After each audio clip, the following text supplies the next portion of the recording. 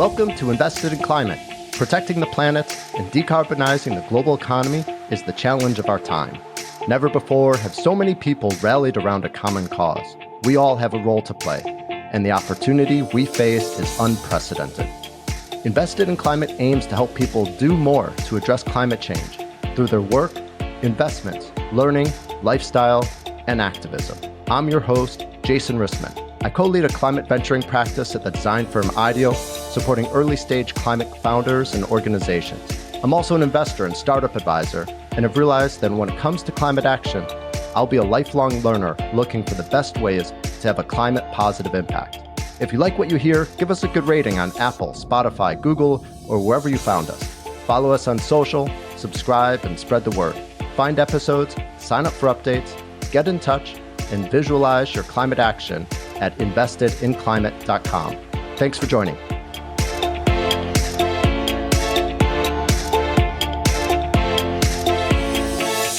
It used to be kind of a blue state, red state thing. Demand for EVs was growing in states that voted blue.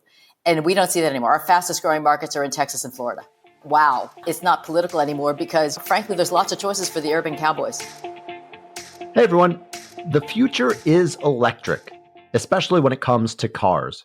Demand for electric vehicles is far outpacing supply, and automakers are rolling out more and more EV models as governments around the world set clear timelines for when new gas-powered cars will no longer be allowed to be sold. The transition to electric vehicles is good news for our climate. Transportation creates over a quarter of global greenhouse gas emissions, and about 40% of that comes from cars. This episode focuses on where we're at in the transition to EVs, and I'm joined by two true experts. Kyle Stock is a senior writer for Bloomberg Green. He writes about cars and has his finger on the pulse of EV trends. Cathy Zoi is the CEO of EVgo, the largest public electric vehicle charging network in the US. Cathy has extensive experience in the energy sector and is building the infrastructure we need for the switch to electric vehicles. We talk about the current state of the EV market, which cars are hot and who's buying them, as well as the impact of recent legislation, our evolving user experience with cars, and much more. I learned a lot. I'm sure you will too. Enjoy.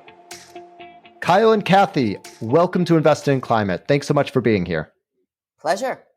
Thanks for having us. Great. Where are you both located today? Where are you calling in from? Santa Monica? I'm near Princeton, New Jersey, Jason. Okay, we've got a cross-country episode, and we're a week out from Thanksgiving. Hopefully you've recovered from all of the feasting and did enjoy some downtime and some rest for, I'm sure, busy end-of-the-year schedules. Yeah, it's all good.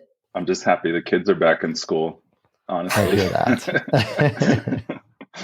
Absolutely. All right. Well, we've got a lot to dive into. Kyle, you're a senior writer for Bloomberg Green, the climate-focused platform of Bloomberg News. You write a lot about cars. Let's start at a super high level. Tell us about the state of the electric vehicle market today. Yeah, it's fascinating for one. I'll start with sort of the product side.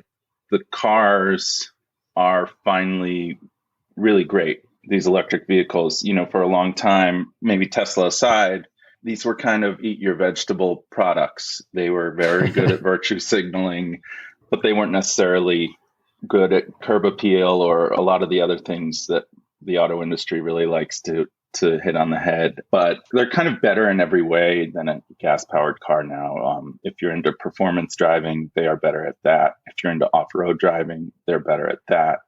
They're quieter, and they're finally big. So we have a bunch of pickup trucks, a bunch of big 3-row SUVs on the market. And this has all happened very recently. So there's about 30 models, full EV models for sale in the US right now, and about half of those hit the market in the past 12 months.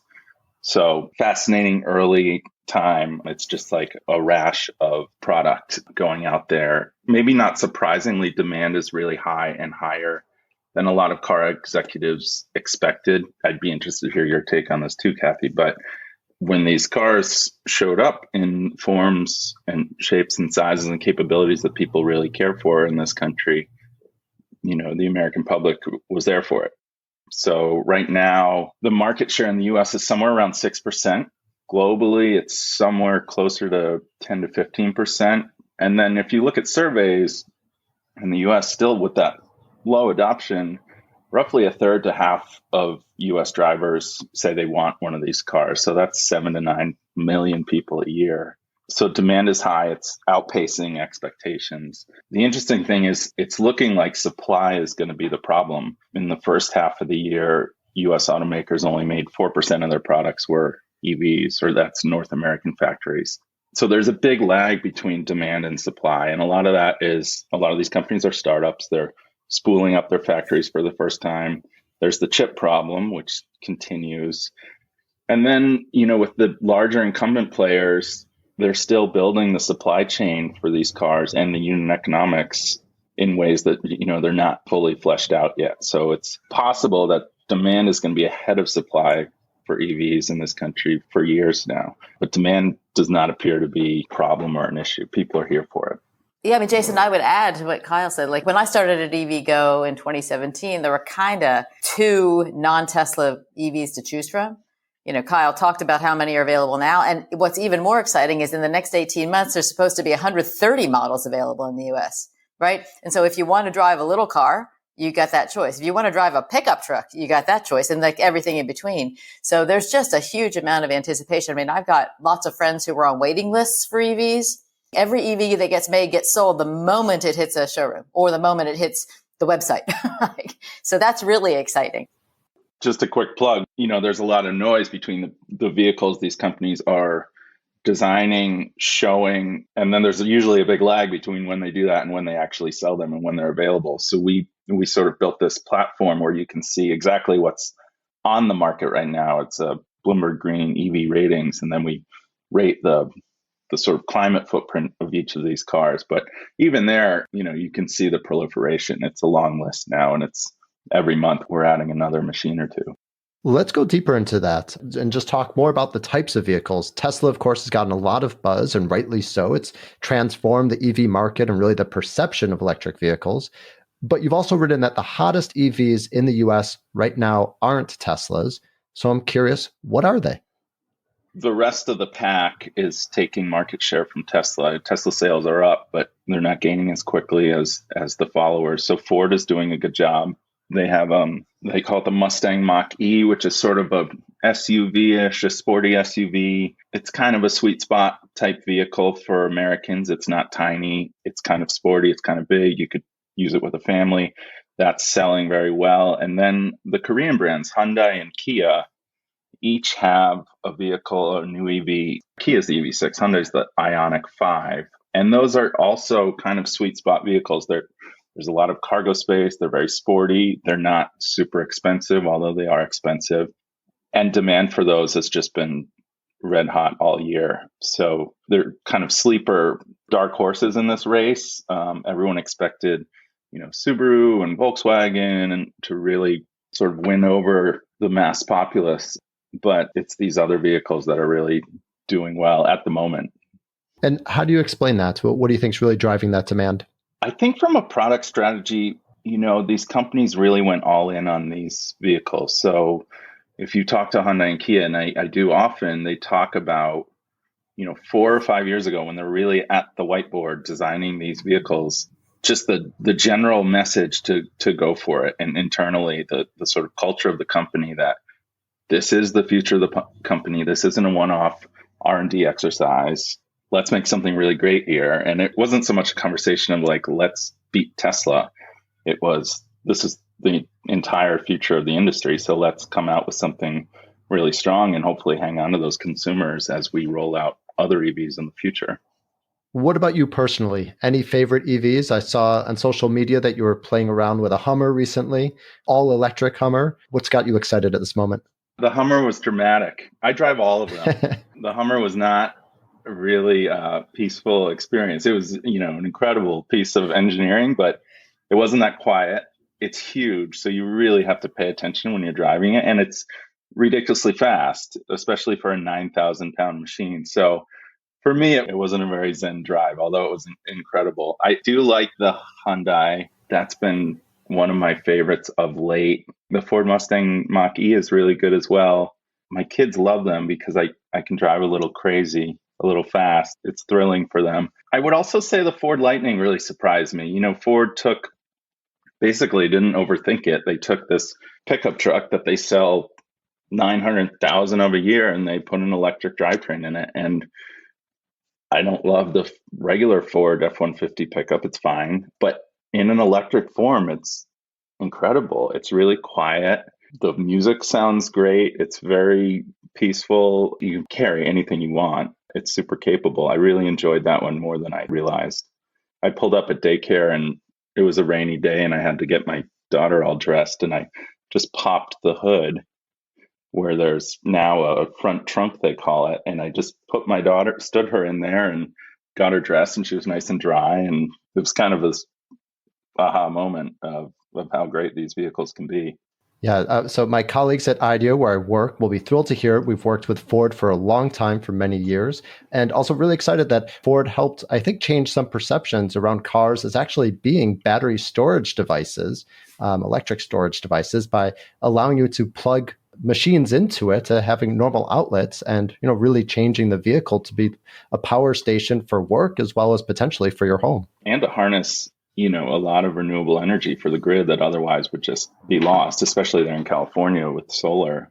I think that's something the vehicle to grid stuff, I think it's something we're going to hear a lot more about in the next few years. And sort of the general population is going to key in on that and what a great application it is, especially in the middle of this country. Agreed. Cathy, I know you're not a car writer, but you can still double our sample size of this focus group. Do you have a favorite EV? Well, I have a Tesla Model 3, which I really, really, really like. And my husband, for our other car, we have a ranch in Ojai, California, which is about, 75 miles as the crow flies from where I live in Santa Monica. And so he's actually looking for, because we actually have, it's 20 acres and it's an agricultural property. He's looking for a pickup, an electric pickup, but he's looking for a small one. Remember the old days when Toyota used to have little pickup trucks? They all did. The first generation of pickup EVs are all really big, like the Lightning and the Chevy Silverado. So he's kind of hanging in there waiting for, when am I going to be able to get a little pickup so that I can haul my avocado crop around or my agave crop around. Great. Well, now that we've conducted that extensive poll, let's talk about demand for the EVs and really understand the people that are buying them. Do they stand out in terms of their demographics or interests? I live in California as well, so it's hard for me to gauge. Here it seems EVs are just totally widespread. But who's actually buying EVs today? Yeah, it's getting interesting. It was very coastal for a long time, and it was very much focused on the so-called ZEV states, or the states that have zero emission mandates. That would include California. But it's starting to spread out through the country as more buyers are looking at these on their own technical merits, not so much as a climate strategy. So Texas is becoming a huge market. Oklahoma is becoming a very huge market. Some of the cities in the middle of the country that have air quality issues. So you see a lot of adoption in Utah because of the Salt Lake, Colorado as well. We did a huge poll recently, about 5,000 owners. But beyond geographics, it is what you might expect demographically. It's mostly affluent consumers. It's mostly people in standalone housing that have a garage or a driveway to charge. It's mostly families that have more than one vehicle. And then we've seen a lot of super users. So a lot of households with more than one EV. So 14% of the people we surveyed recently had more than one electric vehicle in their household. And then of recent buyers, S&P Global Mobility says about a quarter of the folks buying an EV this year already own an EV and were either trading it in or getting a second one. So the folks that have adopted the technology are sort of going all in and doubling down, if you will. If you are someone that's currently considering an EV or you're just in the market to buy a car right now, what are some of the things that you should consider as you debate between an EV and a car with an internal combustion engine? Well, if you're thinking about the climate, the science is pretty clear that the EV is a far better choice. But people should also think about their driving patterns. So the carbon footprint on making an electric vehicle is larger by a fair amount than making a gas-powered car. So the climate conscious thing to do is to only buy as much EV as you might need, This is not a very American thing to do when it comes to the auto industry, but look at the battery sizes of these cars, look at the ranges, take a good audit of your own driving habits and tendencies. Be realistic about how often you really go on a long road trip. And when you do, how often do you really drive 5 hours straight without stopping for a meal? Just be realistic about charging and what you might need in a vehicle. And then from there, I think you'll find, and Cathy will probably back me up on this, but most of the reservations people have about electric vehicles vanish pretty quickly once they actually own one. So that would be charging infrastructure, charging speed, the durability and longevity of the battery, and then, how green these cars are. But all those things are, once you own one of these, once you get used to it, understand how to live with it, all those anxieties tend to fade, which is why you see people buy 2, 3, 4 of these things. And what about cost? How does cost compare? Are EV buyers paying more? And what about the credit from the Inflation Reduction Act? The climate bill signed into law in August. It includes a $7,500 tax credit. How does that affect the price comparability of EVs? Yeah, I mean, they still aren't very affordable. And part of that is due to the supply situation right now. So not only are these companies not making a lot of these vehicles, but the ones they are making, they're tending to make the more lavish models and variants and the ones with lots of expensive options on there because the demand is there. So in October in the US, the sticker price on an electric vehicle was an average of $59,000. That's about 25% more than a gas car in that same period. So you're looking at, $15,000, $16,000 difference.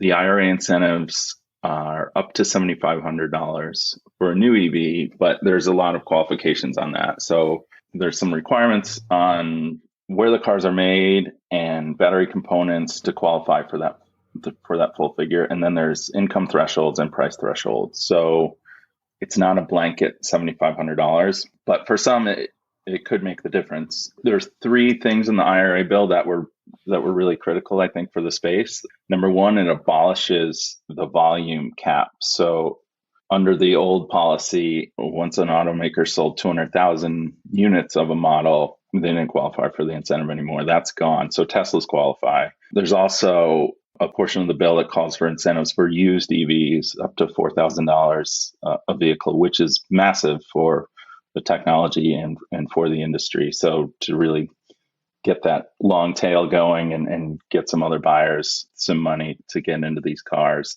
And then they moved it forward so the incentives can be a cash on the hood payout. You don't have to wait until you file your taxes. That's going to make a huge difference for a lot of people as well. The supply demand thing that we talked a little bit about, there has been more demand than supply. What my colleagues have told me is over the past 12 months or so, EVs have been going over sticker price because they could. I think what we'll be seeing, Jason, early in 2023 is more supply. Like each of the manufacturers, each of the OEMs are ramping now. And so it's going to be more supply. So that should alleviate some of the price pressure to the benefit of consumers. And if you overlay on top of that, the consumer incentives that are coming in through the IRA, then lots and lots of Americans will find EVs to be a good buy. Yeah. And also, I'm sure there's the math that you have to do in terms of how often are you filling it up and the cost of gas, of course, creating a major incentive to have an electric vehicle where you're not constantly spending $100 at the pump. There is a force in the market of people that are, if they're buying their first EV, I've heard quite a lot from analysts. They've seen data that people are willing to pay up and to stretch to make that purchase. Someone who might otherwise be driving a $30,000 affordable car might really go for it. That's a lot of what we're seeing in the market at the moment. They're excited about the technology. They want to get in there. They don't want to wait around 2 or 3 years for their first EV. Kyle, you brought up a concern around charging, and that's really where EVgo comes in. And so, Cathy, I'd love to hear from you about what EVgo is doing, the problem that you're trying to solve, and how you're doing it. And really, this comes back to the question of filling up electric vehicles and being able to charge them when you're away from your home. So EVgo has been around for about a little more than a decade. We are the most expansive public fast charging network in the country. So we're, in 60 metropolitan markets, 30 states. We've got close to 3,000 charging stalls available for fast charging. So it's really important, I guess, for people to consider what's the charging infrastructure ecosystem look like. You can actually plug your EV into a the same outlet that you plug your electric toothbrush into. It takes a long time to charge the battery, and we call it trickle charging because the electrons are kind of trickling into your battery, but you can do it. You can also have like a 240 volt, like kind of like a dryer outlet installed in your garage by your electrician, not a big drama. And then you'll be able to do overnight charges at home if you've got a garage. Now, 30% of Americans don't have access to home charging. They either don't have a garage or they live in an apartment or whatever. So that's where companies like EVgo come in. What we do is we build fast chargers where people are going to be anyway. So we build fast charging stations in grocery store parking lots or next to the gym or other retail shopping centers or near the softball park where your kids play sports, where people are going to go be for 15 minutes to an hour. And you can actually go in and you get a fast charge. Now, what's the definition of a fast charge? In the old days, when I joined EVgo in 2017, it was 50 kilowatts. Now, what we're deploying as a fast charging company, our typical installation is 6 350 kilowatt charging stalls. Okay. There's not even one EV on the market at this point that can take 350. I mean, unless Kyle corrects me, he may have some later information than I do, but nothing that's available commercially can do even that 350. So what we're doing is we're skating ahead of the puck a little bit because we know that the batteries are getting more and more powerful, which means that the charging is going to be able to happen more and more quickly. The speed with which an EV recharges is determined first and foremost by the battery in the car. Each EV has its own, almost like a fingerprint of a battery chemistry and configuration that allows it's called the charge curve. So like when you plug in a very fancy Porsche Taycan, the max charging speed, it starts off at 270 kilowatts, and then it tapers down over the duration of that charge. The battery engineers have specified this to conserve the life of the battery. That's true for Teslas. That's true with every single EV. None of them charges at that maximum capacity for the entire charging session. We at EVgo, we sit there and we're like ready to take these cars. And what we do very cleverly is we match the power that goes into the car to the car's thirst at any given moment in its charging session. We build these all over the place. And as I say, we've got, we're in 60 metropolitan markets. What we do is we get paid back for that investment. I mean, each one of our charging stalls costs about somewhere between $125,000 and $150,000. It's 2,000 components. It's high powered. It's sophisticated. It's got to be safe. So we make our money back as a company by people using those stations over time.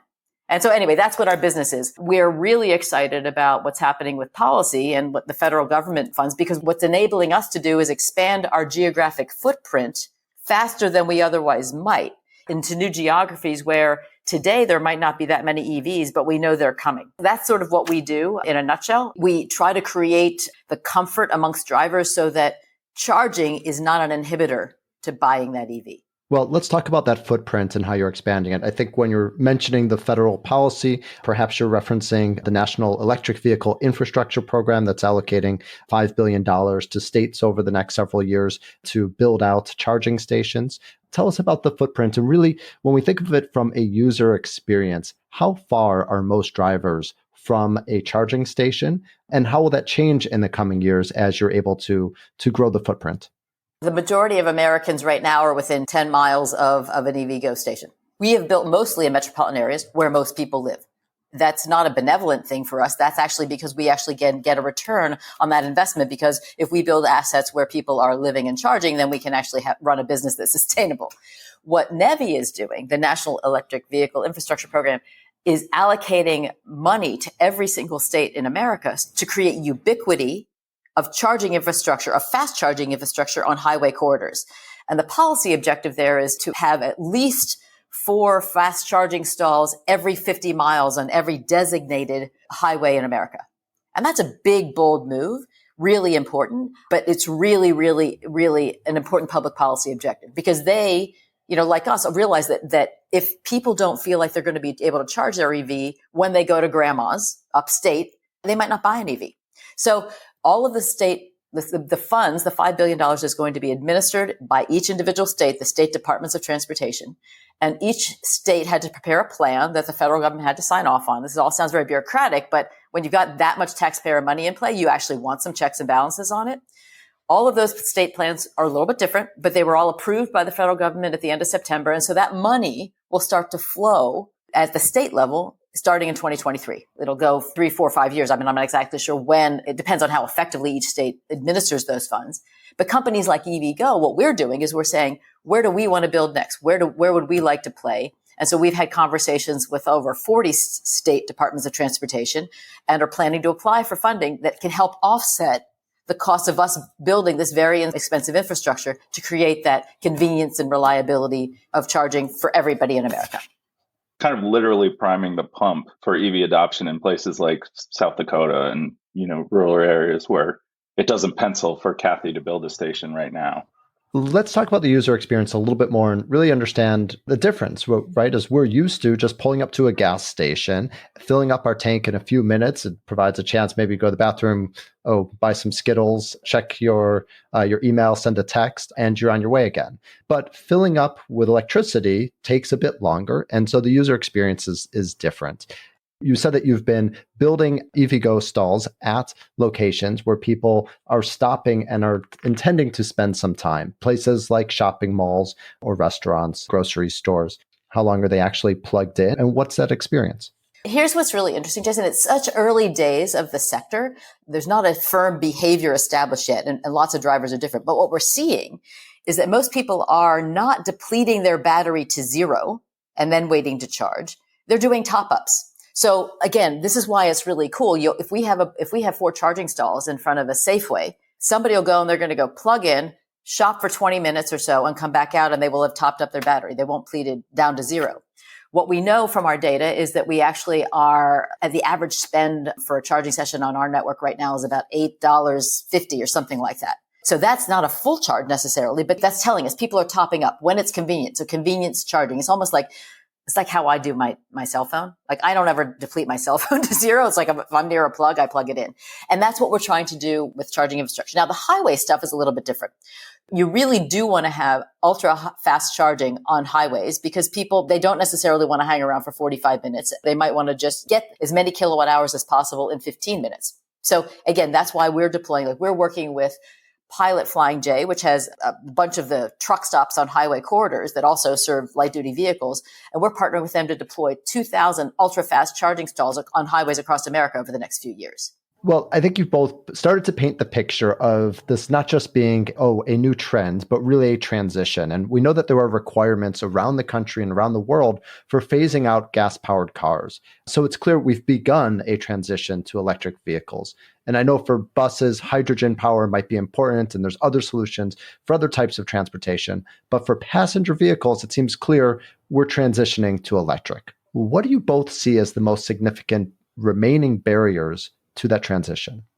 There are no showstoppers. The issue is, what is the speed with which that transition will happen, right? So the near-term challenges, I think, are going to be supply of vehicles, right? Which has to do with chip shortages and or, supply of everything, the war in Ukraine. I mean, all of those impacts are sort of maybe affecting us being able to build the cars at the speed with which we want.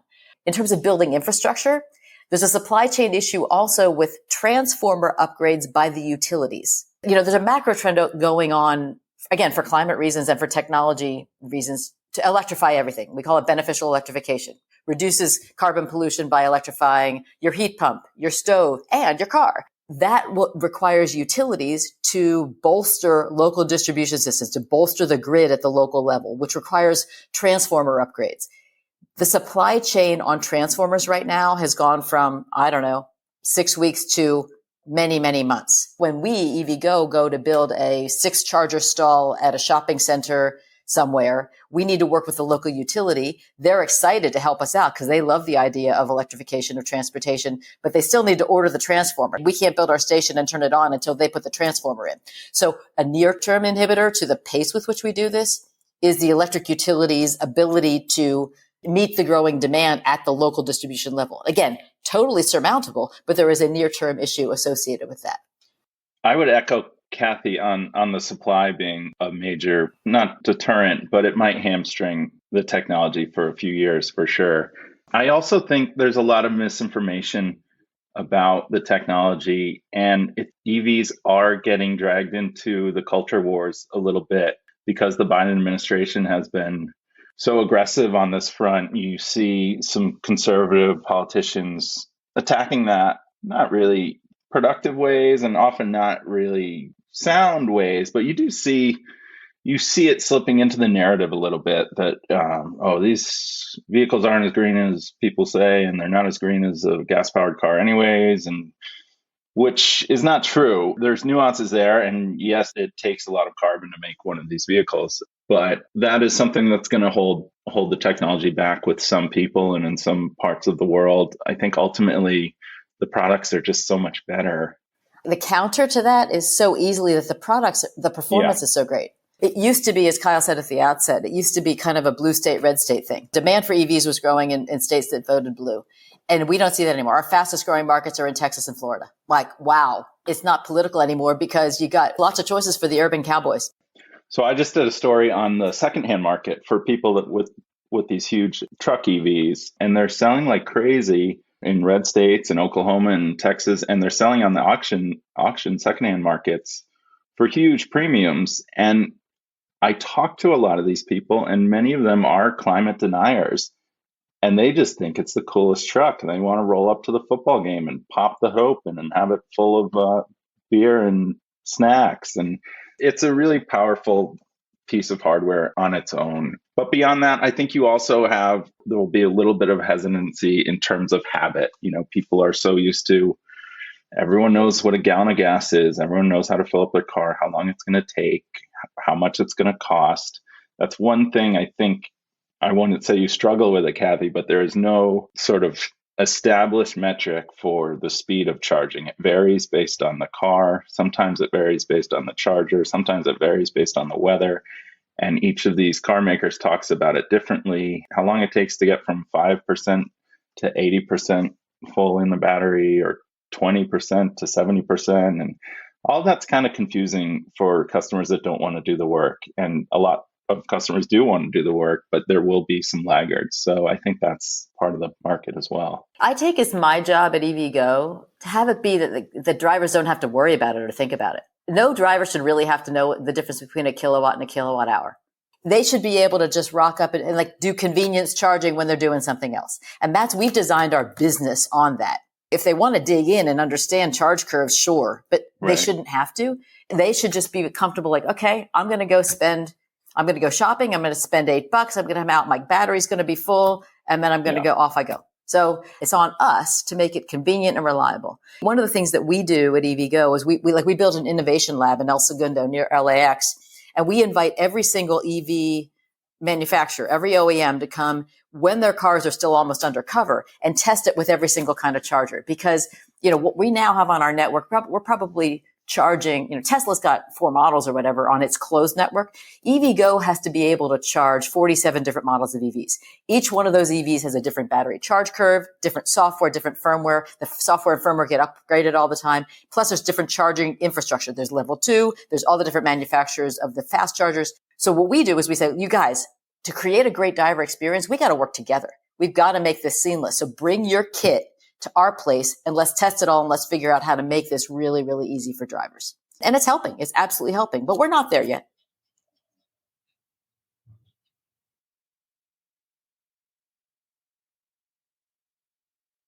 And Cathy, when you think about the long-term innovation possibility to make the user experience even better so that it's more seamless and drivers really don't have to think about the charging experience, do you see possibility for being able to charge while you drive? I've heard of some folks testing the technology to actually enable you to charge on the road. I've seen that too. Given road maintenance issues of America, I'm not highly confident that we'd be able to maintain those pads to be able to do it. I mean, I think it'll be a fun and interesting thing. I don't think it'll be the major way that people charge because there's just too much power coursing through, these cables to do it quickly. So I think that the practicality of that is probably a long way off, if ever. But I will tell you that one of the things that we did over the past couple of months is we launched something that's called Auto Charge Plus, which is, again, all about enhancing the driver experience. Right now, if you got a car, if your vehicle is capable of doing Auto Charge Plus, and it has to be the car, you can rock up to an EVgo station and just plug in. You don't have to swipe an RFID card or a credit card or anything. If you've registered with us, your car, then you can just plug in, and it is very, very simple. It's simpler than going to a gas station, because at a gas station, you still have to swipe a credit card. Right? So we are continuously innovating to be able to create that seamless experience. At EVgo, you can make a reservation. If you know that you're going to be taking your daughter to piano lessons at a certain time and you want to make sure a charger is available, you can make a reservation for that charger. We've got all sorts of other bells and whistles on our system to create that sort of happy, seamless experience. Let's broaden the conversation just for a moment and look beyond passenger vehicles. I know that we've been talking mostly about cars and that's where you're mostly focused, but perhaps other parts of the transportation sector are interesting to you and maybe part of the market that you're looking at. So trucking. Trucks account for 30% of global carbon emissions stemming from transportation. And we're talking about the big trucks, not just pickup trucks. Are they likewise on a path to electrification? And are they a market that you're interested in? Yeah, we're really interested in it. I mean, I would be interested in Kyle's perspective about like the big trucks, about whether hydrogen or EVs are going to win. But like there's lots of things between a light duty vehicle, a passenger car, and those 18 wheelers. And we are already seeing the delivery vans going electric. That's Amazon, UPS, FedEx, all of those guys, the Penske trucks, they're going EV. And EVgo has designed, actually, we have our own customized fleet charging software. What the fleets are all about is making sure that those vehicles are available to do their work on the duty cycle that's necessary. So we've written software that optimizes charging and connects it to the fleet's own logistics software. That's absolutely an incredibly important market. We already actually on the light duty side are the leading partner for Uber and Lyft. Uber and Lyft, as you may know, have made commitments to go zero emission by 2030. So they're enabling their drivers to go EV, and those drivers are charging it at EVgo. So, we love that because those guys, they drive a lot, so they need to charge a lot. So that's good for our business.